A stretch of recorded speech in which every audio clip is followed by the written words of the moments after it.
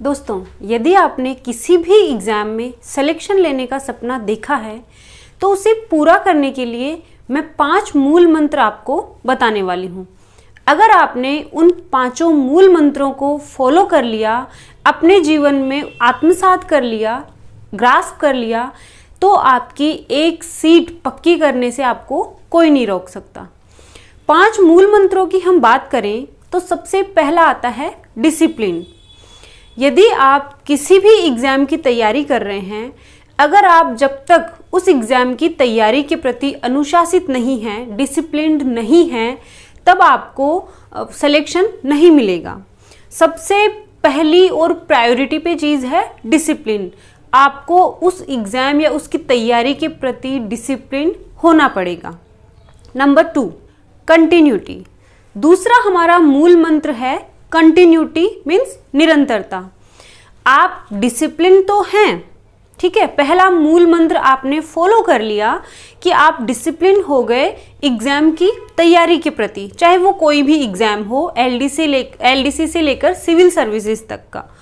आप डिसिप्लिन तो हो गए, अनुशासित तो आप हो गए, लेकिन वो अनुशासन सिर्फ 1 दिन का, 2 दिन का या 5 दिन का है तो कोई मतलब नहीं है आपका डिसिप्लिन होने का। मीन्स कंटिन्यूटी बहुत ज़्यादा ज़रूरी है। आपने 1 दिन डिसिप्लिन दिखाया और पूरे अनुशासन में आपने अच्छे से तैयारी की, 1 दिन आप अच्छे से पढ़े हो, अब उस 1 दिन को आपको 10 दिन में बदलना है और उन 10 दिन को आपको 100 दिन में बदलना है। मीन्स कंटिन्यूटी बहुत ज़्यादा ज़रूरी है। तो अगर आप कंटिन्यू रहोगे तो आप धीरे धीरे उस सपने को पूरा करने की सीढ़ी की तरफ बढ़ते जाओगे। तीसरा मूल मंत्र है रिवीजन। आपने जो कुछ पढ़ा है 1 दिन में, 10 दिन में और 100 दिन में, आपने जो कुछ पढ़ा है, अगर आपने उसका रिवीजन नहीं किया है तो कोई मतलब नहीं है। जो आपने पढ़ा है वो एग्जाम टाइम पे आपको रिकॉल नहीं होगा। Revision is the most important thing. जो भी आपने कुछ पढ़ा है उसको रिवाइज आपको करना है। फर्स्ट डे, 10th डे, जो भी आपने पढ़ा 1 दिन, 2 दिन, 3 दिन, उनको बीच बीच में गैप दे देकर आपको रिवाइज उनको करना है। चाहे वो कोई भी सब्जेक्ट हो, कोई भी स्टडी मटेरियल हो, जो भी आपने पढ़ा है उसका रिवीजन बहुत ज़्यादा ज़रूरी है। मान लो आपने फर्स्ट डे कुछ पढ़ा है, ठीक है, अब आप 2nd डे कुछ नया पढ़ोगे, उसको रिवाइज नहीं करोगे, 3rd डे कुछ नया पढ़ लोगे, 4th डे कुछ नया पढ़ लोगे। 1 महीने तक आप ऐसे पढ़ते जाओगे बिना रिवीजन के। 1 महीने बाद अगर आपने जो सारे टॉपिक पढ़े हैं उनका अगर आप क्वेश्चन आपके सामने आएगा तो आप, मेरी गारंटी है, उसको आप सही नहीं कर पाओगे। आप उसमें वहाँ पे डाउट में रहोगे कि ये होगा या ये सही उत्तर होगा। तो रिवीजन बहुत ज़्यादा ज़रूरी है किसी भी एग्ज़ाम को फाइट करने के लिए। चौथा मूल मंत्र है एक्सरसाइज। एक्सरसाइज, आपने मान लो कोई भी टॉपिक पढ़ा है, आप डिसिप्लिन भी हैं, आप कंटिन्यू भी हैं, आपने जो कुछ पढ़ा है उसका आप रिवीजन भी कर रहे हैं, लेकिन अगर आपने चौथे मूल मंत्र को फॉलो नहीं किया है तो आपकी जो तैयारी है वो नेक्स्ट लेवल पे नहीं पहुंच पाएगी। आपका सिलेक्शन होने से रुक सकता है एक्सरसाइज के बिना। एक्सरसाइज कह दो, प्रैक्टिस सेट कह दो।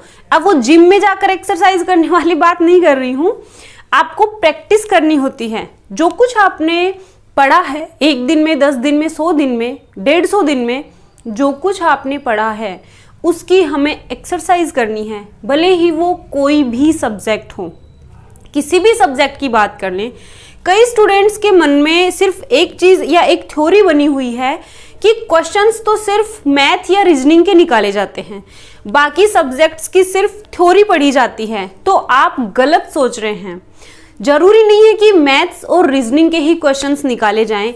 इंग्लिश, हिंदी, जीके, सारे सब्जेक्ट्स के क्वेश्चंस निकाले जाते हैं। क्वेश्चंस अटेम्प्ट करनी चाहिए।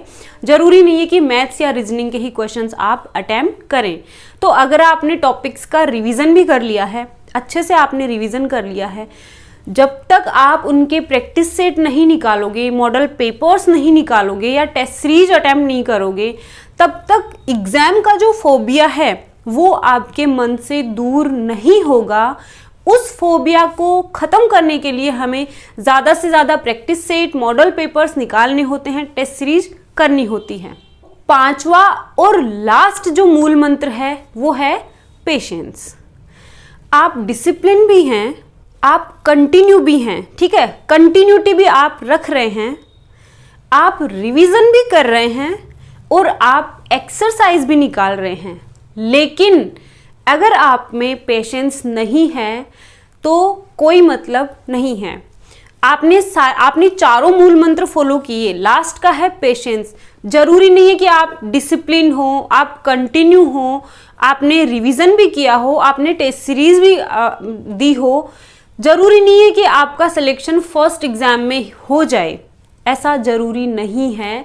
तो patience is the most important thing, सबसे इंपॉर्टेंट चीज है पेशेंस। बहुत सारे लोग आएंगे आपको डीमोटिवेट करने के लिए, अरे यार तूने वो एग्जाम दी थी, पास नहीं हुआ, रिजल्ट आ गया, क्या हुआ, फेल हो गए, फिर से फेल हो गए।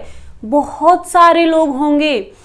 आपको पेशेंस के साथ धैर्य रखकर, चुप रहकर उनकी बातों को सुनना है और इधर से सुनकर इधर से निकाल देना है।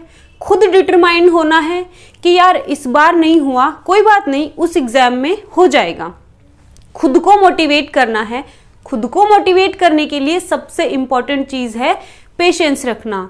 जरूरी नहीं था, मैंने फर्स्ट ग्रेड का एग्जाम दिया था पूरी अच्छी तैयारी के साथ, मैं उसमें फेल हुई थी।